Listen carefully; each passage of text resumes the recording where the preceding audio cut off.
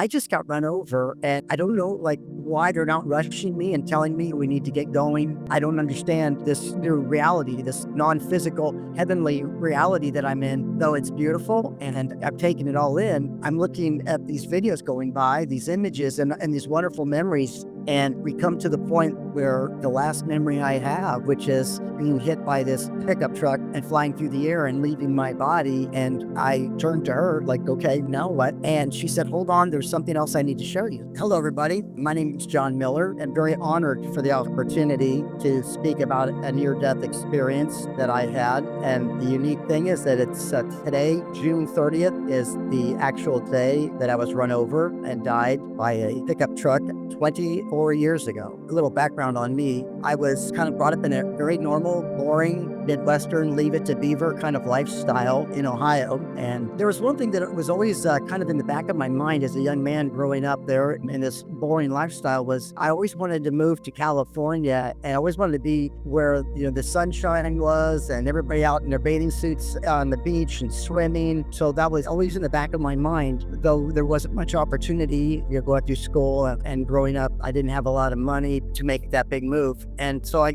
got involved a little bit in the record and film industry, working at record stores and managing a couple of them, and also meeting some interesting people along the journey. And I had a friend, Eric, who kept asking me about moving out towards California. And I said, I don't really have any opportunity or way to get there. And he said, well, I'm going to college in San Diego. You're more than welcome to come out and visit if you like. That kind of planted the seed in my mind. And during this period of time, I was always listening to music like Rick Springfield and thinking to myself, someday I'm going to work in Hollywood. I'm going to work for Rick Springfield and make all these dreams that are so important and that keep replaying in my mind come into fruition. So I put a large sum together, $452 I scraped together, and a bug convertible and drove out to California. And sure enough, Eric was there and allowed me the opportunity to get my footing and to attempt to go and be part of the Hollywood TV film industry. Well, lucky for me, the first studio I went to, I showed up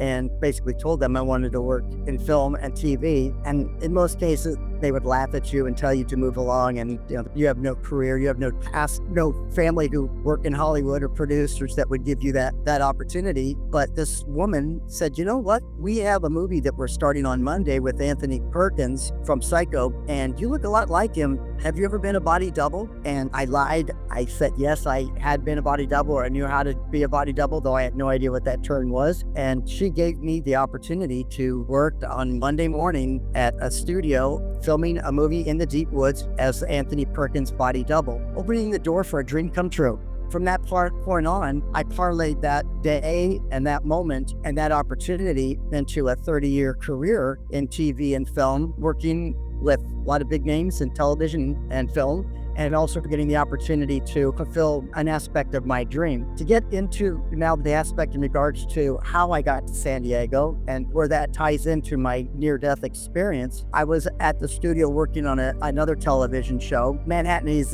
was the show that I was working on at this time when we went broke for lunch break. Well, it's Friday, June 30th, 2000, and I left the studio during our 45-minute lunch break to quickly run down to the Wells Fargo on the street corner, only about 2 or 3 blocks from the studio, to cash this morning paycheck. So I'm out and I'm walking around and I'm looking and I'm saying, wow, what a beautiful day it is. And to be able to be out living in San Diego, living my dreams and being able to take this walk and this jog to Wells Fargo. I was quite excited, not just because of living my dreams, but I was excited because I was getting the opportunity to date this gal that I had met. Her name was Gina. And continuing the story, I'm jogging down Ruffin Road towards Claremont Mesa Boulevard. And as I approached the intersection around noon, it was quite busy and there was a lot of traffic and a lot of people. And as I go to start to cross the intersection, several cars pull up into the crosswalk, and one being a group of young people, and I could see they had all their drinks all up on the dash. They weren't really looking, and I thought to myself, I better go behind them, or when this light turns green, I'm going to get run over. So I go behind their vehicle, I cross over the second lane, and then as I'm going into the final lane to get onto the island at the halfway point, I see a white flash out of the corner of my eye, and it's a white Ford pickup truck. And I get struck from the left side of my body, and I go over the hood into the windshield using my face, my head to punch a hole through the windshield. And the vehicle was going at a good rate. They said between 35 to 40 miles an hour, sent me flying through the air. And as I'm flying through the air, I leave my body, and now I'm seeing my body in the air about 15 feet up in the air, and I can see the truck, I can see the gentleman driving the truck, and I can see the glass where my body had gone through, my face and my head had gone through the truck windshield. I just keep going, and next thing I know, I am in this beautiful white, glowing, almost like being inside a cloud, I guess you would say, room, and I'm looking around, and to my right is this beautiful angel. And I just say she's an angel because that's kind of how I interpreted her. She was pretty and she was glowing, and I think see-through her transparent, but I wasn't exactly sure because it was just she and I up here in this beautiful white loving space. And we start talking, and it's all telepathic. There's no words. I'm not saying anything with my mouth. We're just having this deep conversation, and the conversation contains emotion. It contains everything that you spend quite a lot of time here on earth attempting to achieve, like I am right now, using my words to express a scenario of a moment in time. It's done spontaneously, and it contains color, light,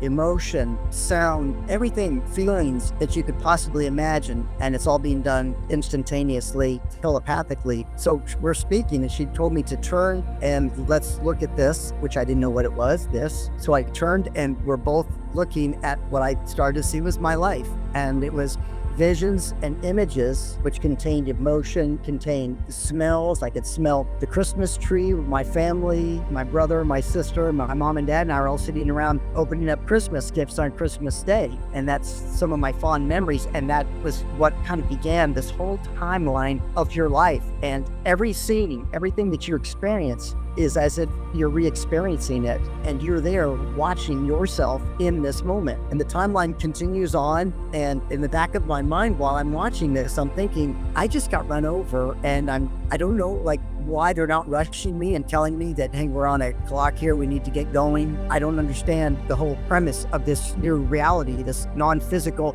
heavenly reality that I'm in. Though it's beautiful and I've taken it all in, I'm looking at these videos going by, these images and these wonderful memories of all my time up there, up down below on earth or wherever earth is compared to heaven. And we come to the point where the last memory I have, which is being hit by this pickup truck and flying through the air and leaving my body.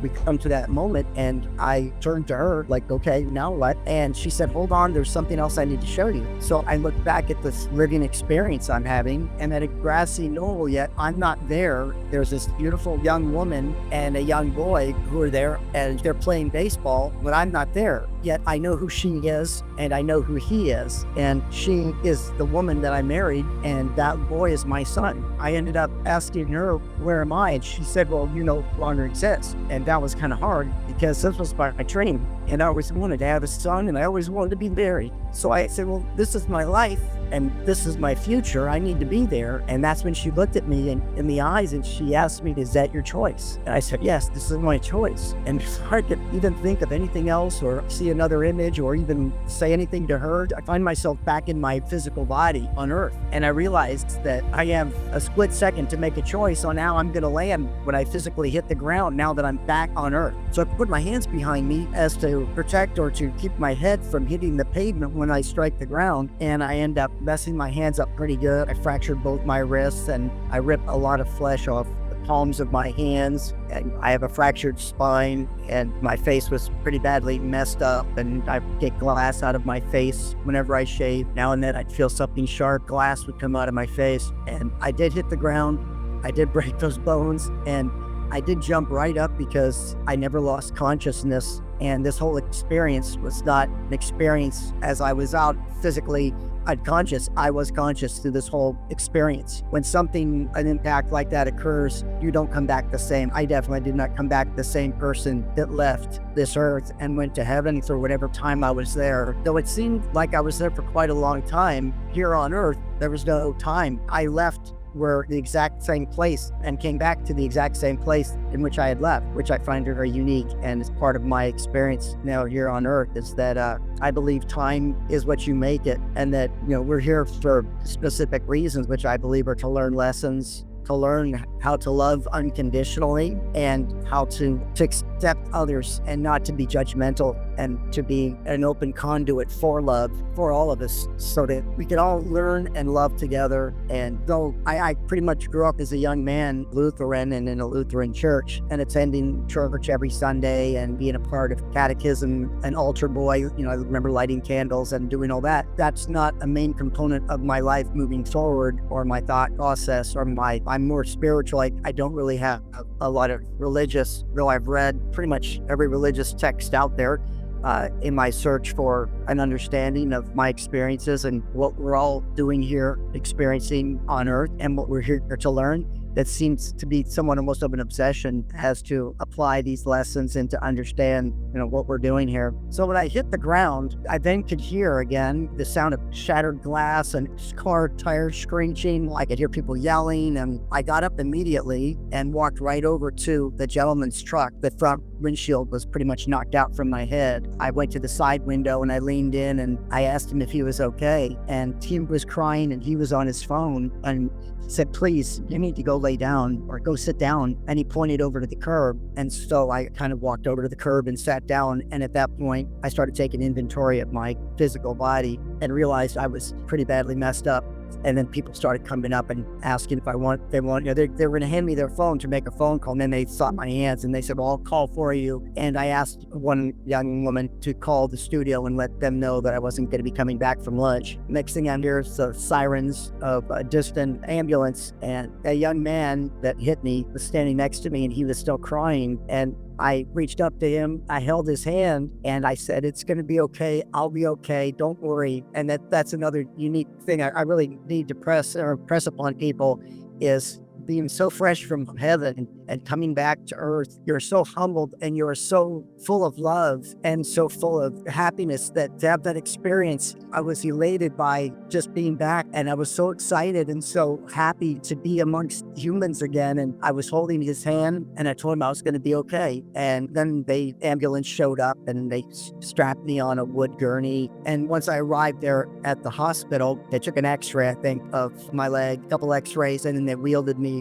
back into the surgical area and then started to sew me up. I was advised that I'd left a chunk of my back there on the truck windshield, so they went ahead and sewed me up as best they could. And I remember the doctor mentioning that there's a chunk of me missing, but they think they could sew me up and make it look pretty good, which was fine for me. I didn't really care. And then my hands, those were pretty messed up. They gauzed up both my hands and my face. And then my girlfriend at that time showed up and they gave me my clothes back. And they said, "Look, we have some concerns because your face and your head went through the windshield. We can't keep you here, so you're free to leave, but we think it'd be best if you stayed for some more tests." And I said, "No, I'm going to leave." I was a stuntman, so I was used to being beat up. And I left with her. It wasn't much longer than maybe 10, 15 minutes. We got home, but I got up to use the restroom and go in the bathroom, and I blacked out and hit the floor. And I woke up to her dabbing me with a cold washcloth. And I'm like, what are you doing? So she said, "Don't ever do that again. Your eyes rolled to the back of your head and you scared me to death." And I said, "I'm fine. Everything's okay." And went back and she helped me back to the sofa, where I pretty much never spent much time sitting down. I knew that it was important that I kept moving, getting up and walking around for my healing process. And in my conversation with the doctors, they said, "You need to go back and get all the sutures removed from your leg and from your back." And I've been from other places I had sutures. And upon my return, they said, "When you arrived here, you were in critical condition. And right now, after removing these sutures, we believe you've had an immaculate healing of some sort. And we'd like to interview you and we'd like to know what happened." And I was somewhat embarrassed about being run over and being known for my physical attributes, my body and everything. And so I kind of put a lot of this behind me and didn't talk much of it. I really never spoke much, and I had a hard time walking for about a year afterwards. I couldn't walk straight, and I didn't tell many people about that. And it probably was from a concussion that was never diagnosed, and I never did get an MRI to check to see if I actually had a concussion. But I guess if my head went through the windshield, I probably did. So about a year, I was really careful. As long as I walked the ground, I could walk straight. That was pretty much the end of the tail end of my film career. A couple other interesting things now that I've come back is that I don't see myself,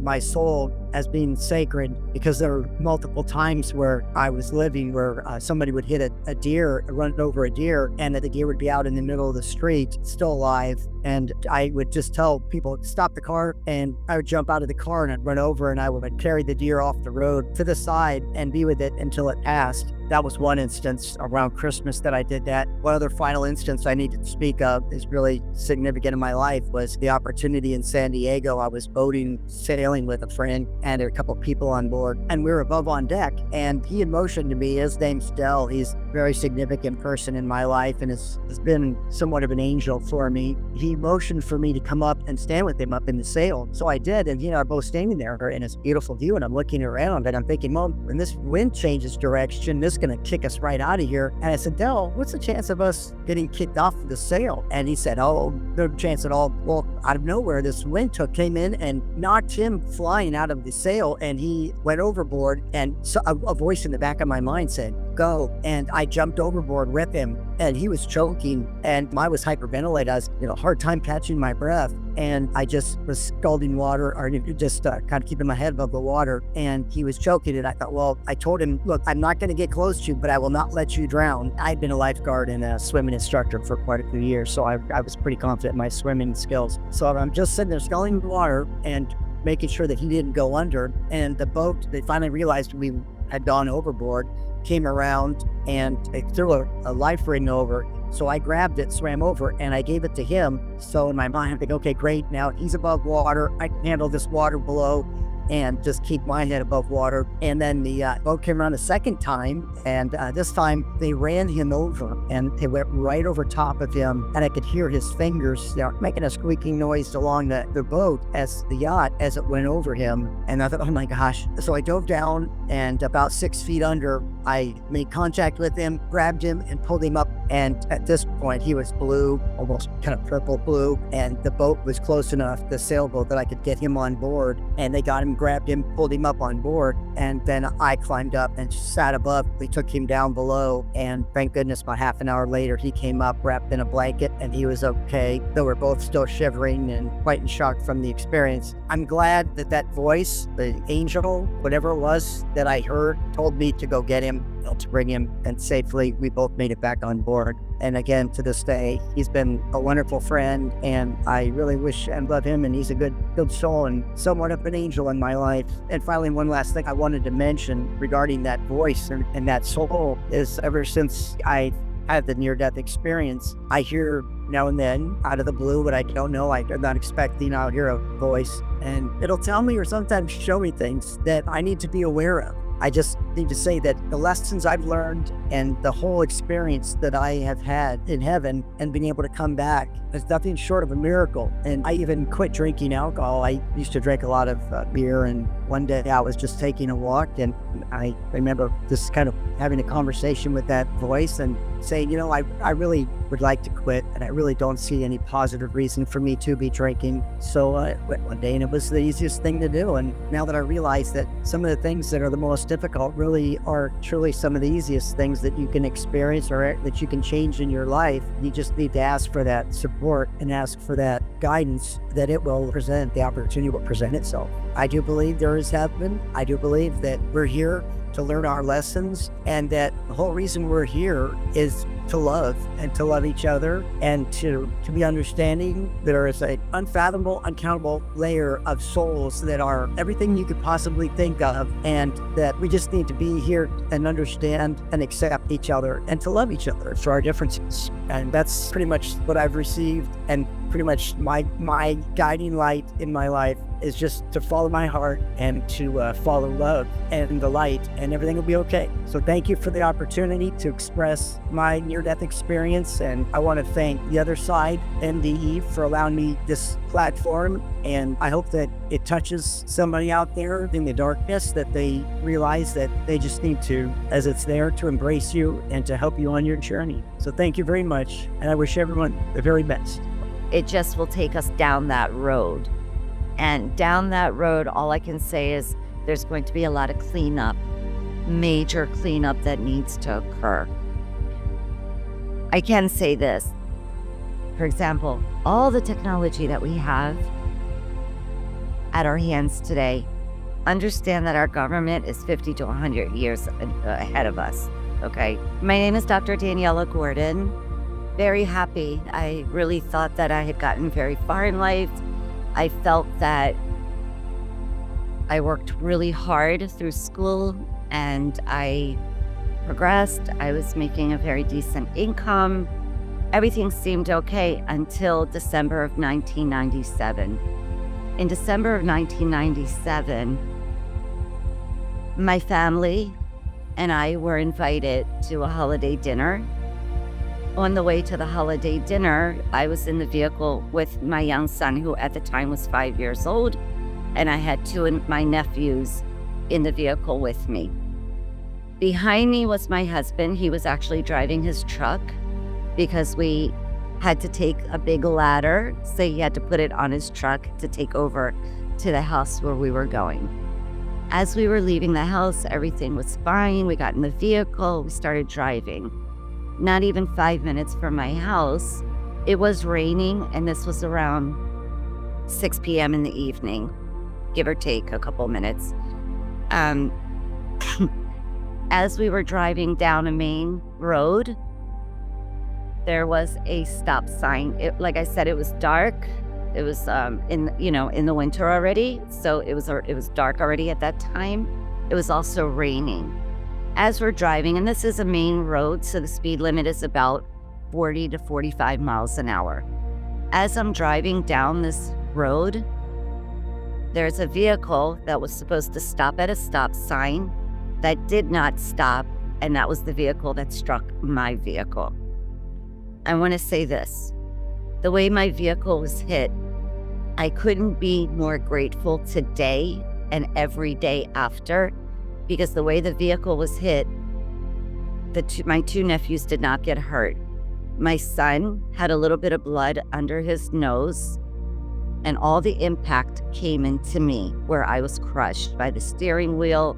My head broke the glass, the rear view mirror. My leg was caught under the dashboard. And during this time, I could not breathe. I looked around my car to look at the kids, all of them, because I knew I could not get any oxygen into my lungs no matter how hard I tried. And I knew I couldn't breathe. And at that point, I knew I was going to die. It's a knowing before you die. I couldn't breathe. My husband witnessed, as I said, he was in the truck behind us because he had the ladder that we were taking. He jumped out of his vehicle really fast. He came around, looked at me, saw that I had no blood, went to our son because he had that little bit of blood here under his nose, and started attending to him. I could not breathe. So as he was walking around to my son, I started beeping the horn rigorously and aggressively just for someone to hear me, to come, because I could not breathe anymore. When that happened, of course, I did die rather instantly. But before I entered heaven, there were a couple things that occurred. One was I completely had a full life review that ran in front of me. It happened very quick, but it was a full life review. Right after that happened, every worry that a mother could ever have literally ran through my mind. In other words, who was going to take care of my son? What was his life going to be like? What is he going to become? What's going to happen in his life? And it didn't end until I died.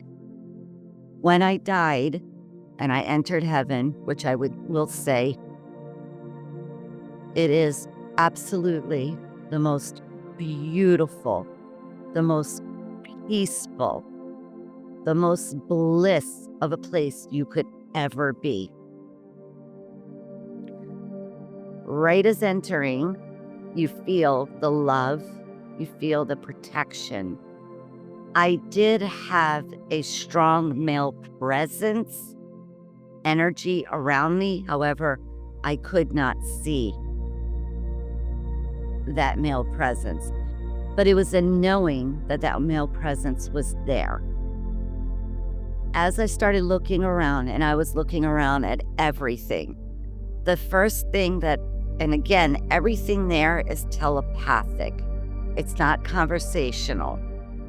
The first thing that I knew I had to do was look at my physical body and say goodbye to it. And when I looked in front of me, my head was to the left and my feet were to the right, and I could see my physical body dead, meaning not breathing, no movement. It was completely dead. As I'm looking at my physical being, of course, my soul, my conscience, and everything was within my soul, my spirit, not the physical body. After I had started to say goodbye to my body, I want to explain that the first thing that I saw were many contrasts of blacks, whites, and grays. Those were the only colors that were present at that time. After I had said goodbye to my physical body, and all the grays, the blacks, and the whites now turned into colors. When I explain the colors that are there, it's nothing like what we have on Earth. We have beautiful colors on Earth. Artists create beautiful artwork with the colors that we have. But in comparison to the colors here on Earth, in comparison to the colors that are in heaven, our colors here look very, very watered down. Where they're extremely vibrant, they're extremely bright. They are the most beautiful colors you could see. Now, as I looked around to observe where I was and what was going on, there was absolutely no temperature. There were no clocks, no time. There were no walls, no windows. But I was very grounded. I wasn't floating. I wasn't floating around my body. I was completely grounded. When I use the word perfection, everything there is perfection at its best. As I'm looking around and I'm observing everything, I was also very fortunate in the sense of two different things that happened. One, the first one was I was able to see infinity in front of me. There was no ending at all to where I was. And everything that was around was beautiful. The second thing that I feel very privileged that I had that opportunity and that I received the ability from heaven to look down and see every city, every state, every country, every culture, and all the souls on Earth. When I tell you looking down on Earth from heaven, Earth looks this small. Earth looked very, very small in comparison. And again, I can't emphasize the infinity of what I saw because there was no end in sight anywhere. There were some signs that I saw, and people will ask what kind of signs. I still, until right now, can't make out that whole sign, but it had so many different things on it. Since my near-death experience, even until now, when I dream, it takes me back a lot to this place where I'm shown a lot of things that we don't really get to see. I do want to say that here on Earth, our eyes really only see 1% of what's really going on. The reason I'm mentioning this is because when I was in heaven, the ability to see so much more in so many different realms and different dimensions is a far cry from what we see here. And every single part of it is stunningly beautiful. With that being said, now all the blacks, the grays, and the whites disappeared, and that's where all the beautiful colors came in. Before my near-death experience, I didn't know what to believe or what to really think when we talk about reincarnation. After my near-death experience, I never questioned reincarnation, as I know we do reincarnate. I received so many downloads while I was there. And again, it's all telepathic. It's not like you're sitting down and you're being taught this, that. It's all downloads and it's telepathic. Because I've had so many years since this situation, since this near-death experience, I actually spoke with a pretty well-known author. And I asked him, I said, I really want to ask you a very simple question, knowing that the answer may not be simple, but I really want to get your perspective on this. And I asked him, if you were to read every encyclopedia in the world, this is a reader, an author, a writer, how long do you think it would take you? And he literally said to me, Daniela, if I was to do that, it would probably take my entire lifetime and more. With that being said and explained, I can't even begin to tell you that those are the amounts of downloads I received. When I talk about these downloads, they covered so many different subjects and so many different topics and so many lively things. I mean, there's no end to it. The reason I believe wholeheartedly and know that we reincarnate, not only was that a download, but at the point, and mind you, they're working on me the entire time.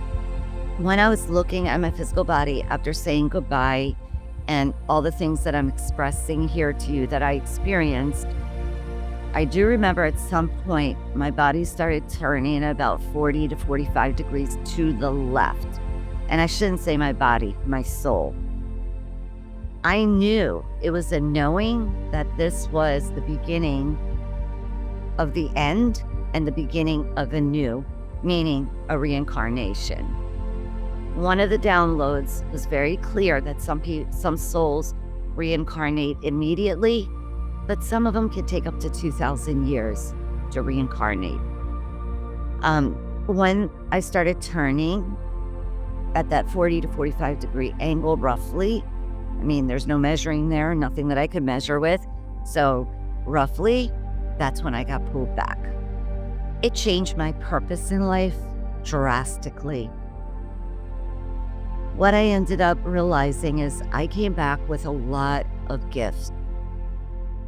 And everything that I was doing before played a part in this purpose, but it wasn't my final destination. Where today, it really is. I'm really living my purpose, and there was a reason why I got sent back. The gifts that I received, and again, I can't express to you how grateful I am. I came back, and all of a sudden, I'm a medium. I never had that before this accident. I always had intuition and premonition. That was a given, known about me. But I never was a medium.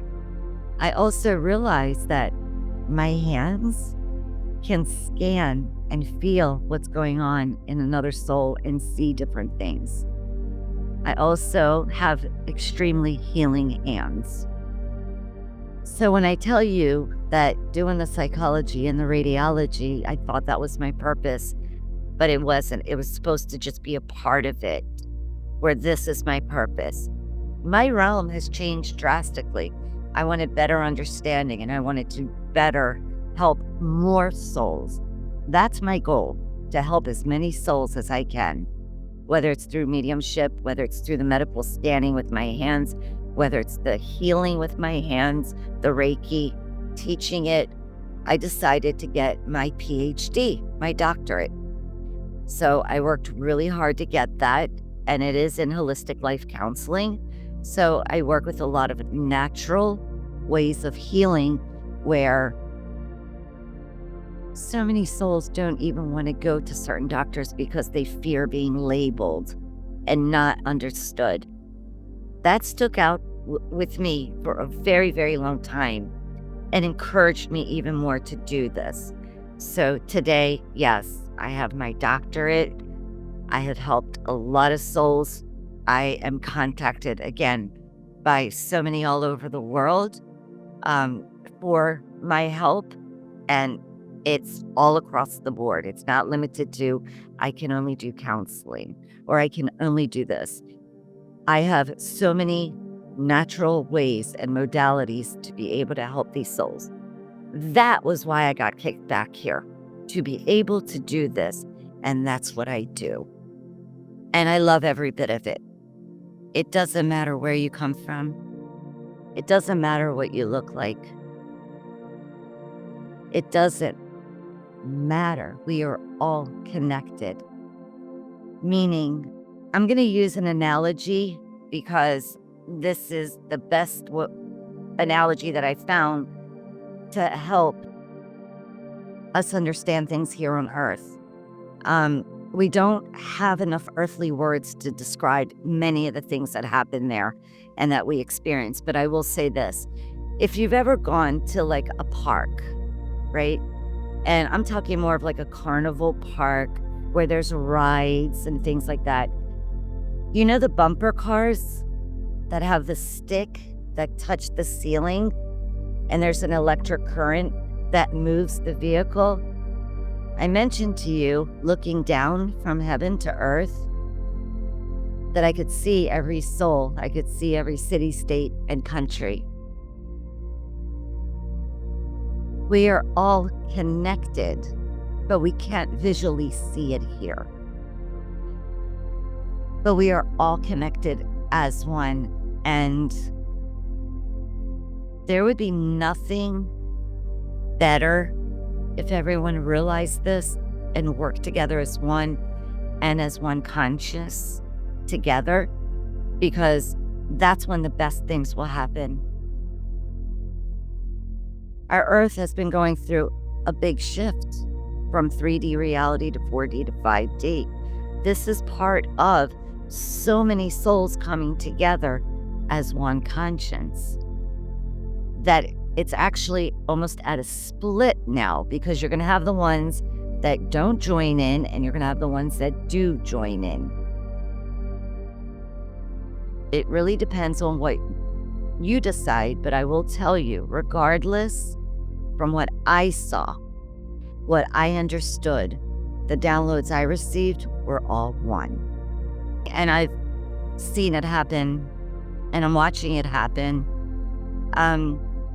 I usually offer free Zoom meetings, and I'll pick a topic. It's usually about death and dying, energy, biofield, anything that has to do with the metaphysical realm. And I can't even begin to tell you that you literally are watching these shifts in so many souls. And it's really beautiful, because one thing, for example, that I can express, and I've written it even on my Facebook page, the exchange of the energy in these meetings, the exchange of the love is so profound. And the sooner everyone does reach that one conscience, the more love and peace we'll have. The healthier the energy exchange will be all around. And if all of us souls are working together, that's a lot. That's a lot. There are a lot of light workers like myself that work towards this and help. I mentor a lot of souls on so many different levels. And this is a big topic. And I pray that it becomes that one day. I really do. Because as you can see, especially this year, our world is turning upside down. There are so many conflicts. There are so many issues. So many horrible things are going on. This is not good for anyone.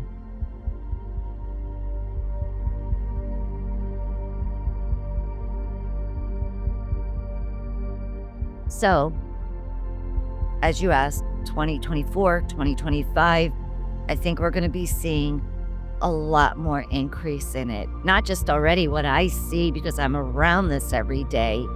I'm, lecturing, I'm talking about it, I'm expressing it.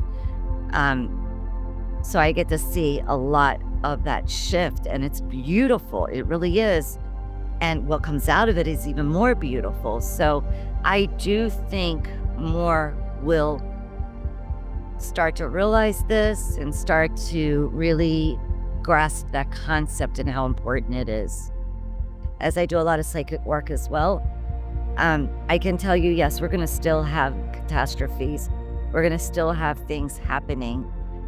But if I look down that road, for example, and this is using my psychic ability, as I'm reviewing this road, it's going to be harder, darker before we see the bigger light. It just will take us down that road. And down that road, all I can say is there's going to be a lot of cleanup, major cleanup that needs to occur. I can say this. For example, all the technology that we have at our hands today, understand that our government is 50 to 100 years ahead of us, okay?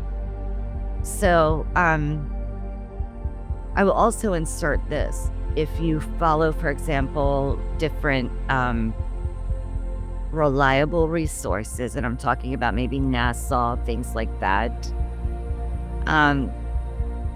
different environmental situations, they've already figured out how to manipulate weather. They already know how to create clouds. There's a lot of things going on, like I said, that our 1% is not seeing.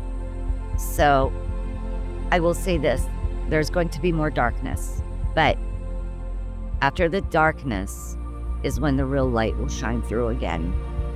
And that's what I think we all can't wait for. It has been so profoundly painful to watch what is happening, to be a part of what's happening, to have our own families affected by what's happening. It's going to be harder for a little while, and darker, but we will get there. And it'll be much better. Much better. First and foremost, the first thing I want to say is I'm sorry for everyone that is affected by the things that are going on. These are real hardships. These are real suffering in the world. It's not just in one place. There's so many different things happening in the world that are just profoundly painful. So the first thing, like I said, is I want to say I'm sorry to everyone and that I understand you. I truly understand you. I've had personal impacts from things that are happening where 2 of my family members were murdered. So when I say this, I'm telling you, I do understand. We will get to a much better place. And if there's a time in our world, on our timeline that we're here because we're strong. We're surviving because we can. I would want everyone to remember their own individual strength and to use that daily and to take care of yourself.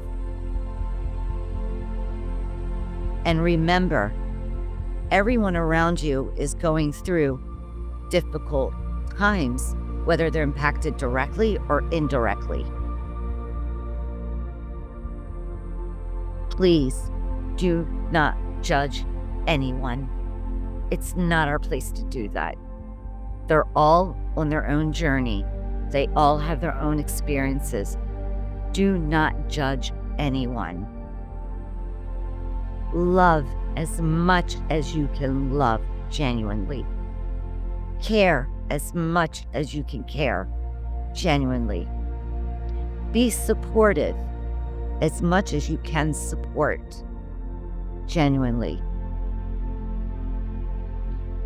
Have that good soul. That's what's going to get us all through this.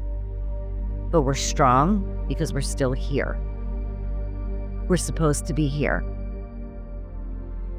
We can't control all these things that are happening, but we can control ourselves and how we handle it, how we deal with it, how we survive through it.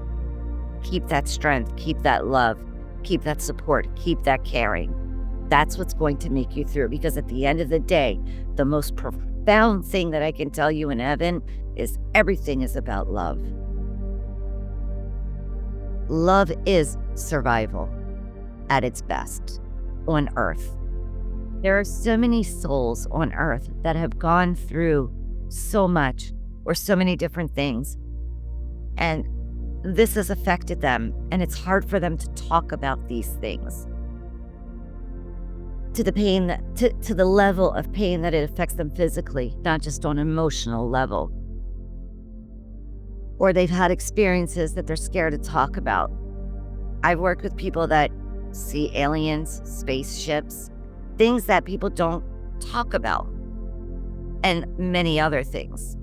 I mentor other mediums because they want to get better and better at what they do. I mentor so many people that know they have a gift, but they don't know what it is or how to use it. So I would like to say this, and I mean this from my soul, the core of my soul. If there is anyone watching this podcast that feels stuck and feel that they cannot talk to someone, or that someone will judge them and not understand, please know that you can reach out to me and I will help you through that full-heartedly. And I mean that from my soul, because I've worked with things that are just not out here that souls will bring out because they're so scared. I don't want you to feel scared. This is a safe place for everyone and anyone. I don't care what gender you are. I don't care what religion you are. I don't care what country you're from. I don't care what ethnic group you are. There's no judgment.